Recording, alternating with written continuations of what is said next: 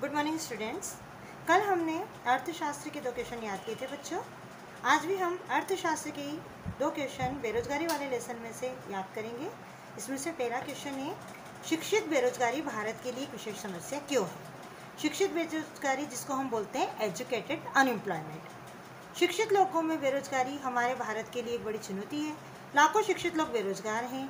Matric, स्नातक और स्नातकोत्तर डिग्रीधारी अनेक युवक बेरोजगार पाने में असमर्थ हैं। एक अध्ययन में यह बात सामने आई है कि मैट्रिक की तुलना में स्नातक और स्नातकोत्तर युवक में बेरोजगारी अधिक तेजी से बढ़ी है। अधिकांश शिक्षित बेरोजगारी शिक्षित मानव शक्ति के विनाश को प्रदर्शित करता है। बेरोजगारी सदैव बुरी है, किंतु यह हमारी शिक्षित युवाओं की स्थिति में एक अभिशाप है। हम अपने कुशल दिमाग का उपयोग करने योग्य नहीं होते। एक और तकनीकी अर्हता प्राप्त लोगों में बेरोजगारी व्याप्त है, जबकि दूसरी ओर आर्थिक समृद्धि के लिए जरूरी तकनीकी कौशल की कमी है। उपरोक्त कारणों से शिक्षित बेरोजगारी भारत के लिए विशेष समस्या है। शिक्षित बेरोजगारी मतलब जो लोग एजुकेटेड हैं लेकिन फिर भी यदि उनको काम नहीं मिल रहा है तो उसे हम बोलते हैं बच्चों शिक्षित बेरोजगारी, जो कि हमारे भारत के लिए वास्तव में एक बड़ी चुनौती है।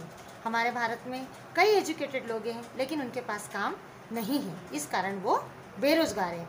ये संख्या 1-2 में नहीं है बच्चों, लाखों करोड़ों में है। मैट्रिक यानी कि 10th, स्नातक यानी कि ग्रेजुएशन और स्नातकोत्तर यानी कि पीजी, इतनी डिग्री वो लोग धारण कर लेते हैं, यानी कि पढ़ लिख के उनके पास इतनी डिग्रियां आ जाती है लेकिन फिर भी उनको रोजगार नहीं मिल पाता। एक स्टडी से ये बात भी सामने आई है कि मैट्रिक की तुलना में जो ग्रेजुएट या पोस्ट ग्रेजुएट युवक रहते हैं उनमें बेरोजगारी तेजी से बढ़ रही है।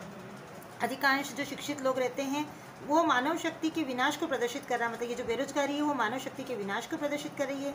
बेरोजगारी सदैव बुरी है, हमेशा ही बुरी है। मतलब ऐसा नहीं कि आज की समस्या है, ये शुरू से ही ये समस्या है, लेकिन ये हमारी शिक्षित युवाओं के लिए एक अभिशाप है। मतलब इतना पढ़ लिख के भी अगर इंसान बेरोजगार है, कोई काम नहीं कर पा रहा है, तो ये तो सोचो हमारे देश की उन्नति में कितना बाधक होगा। ये किसी अभिशाप से कम नहीं है। इसके लिए हम क्या कर सकते हैं बच्चों, अपने कुशल दिमाग का उपयोग करने योग्य नहीं होते हैं। तो एक और तो तकनीकी मतलब टेक्निकल लाइन में लोग जैसे इंजीनियर बन जाते हैं, है ना, सॉफ्टवेयर इंजीनियर बन जाते हैं, या जाने कितनी डिग्रियां वो ले लेते हैं टेक्निकल लाइन में, लेकिन उसके बाद भी यदि उनको रोजगार नहीं मिलता, वो अनएम्प्लॉयमेंट से ग्रस्त रहते हैं, तो वो बहुत बड़ी समस्या है हमारे देश के लिए। जबकि दूसरी ओर आर्थिक समृद्धि के लिए भी जरूरी तकनीकी कौशलों की कमी है। मतलब अगर हमको आर्थिक रूप से हमारे देश को और ज़्यादा ऊपर जाना है तो उसके लिए उसको तकनीकी कौशल की भी अभी फिलहाल कमी है। इन्हीं सब कारणों से हमारे देश में शिक्षित बेरोजगारी एक बहुत बड़ी समस्या बनी हुई है, जिससे निपटना हमारे लिए बहुत ही आवश्यक है। तो बच्चों ये वाला क्वेश्चन आप अच्छे से याद कर लेना कि एजुकेटेड अनएम्प्लॉयमेंट क्या है।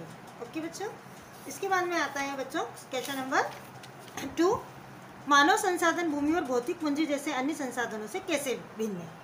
तो इसके लिए वैसे तो 5 पॉइंट है, मैं यहाँ पे 3 पॉइंट आपको डिफाइन कर रही हूँ। मानवीय संसाधन श्रम, प्रबंध एवं उद्यमी के रूप में कार्य करता है। मतलब मानवीय संसाधन जो होता है वो किस किस रूप में काम करता है, श्रम यानी कि मेहनत, प्रबंध मतलब मैनेजमेंट, और उद्यमी यानी कि बिजनेस के रूप में, बिजनेसमैन के रूप में कार्य वो करता है। मानवीय संसाधन उत्पादन का एक जीवित, क्रियाशील और भावुक साधन है। मानवीय संसाधन कार्य करता है और अन्य साधन कार्यशील करता है। 2 पॉइंट और है इसके बच्चों। मानवीय संसाधन उत्पादन का एक अत्याज्य साधन है, मतलब इसको हम त्याग नहीं सकते, ऐसा साधन है मानवीय संसाधन, ये वो जरूरी साधन है।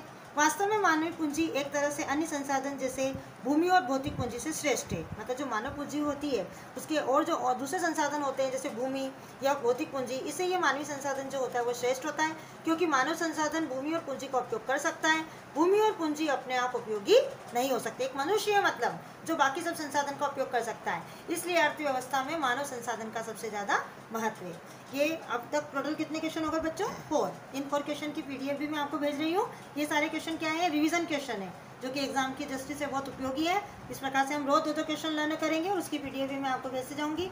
तो ओके बच्चों, आप ये अपनी कॉपी में लिख भी लीजिए और याद भी कर लीजिए। Okay, good bye.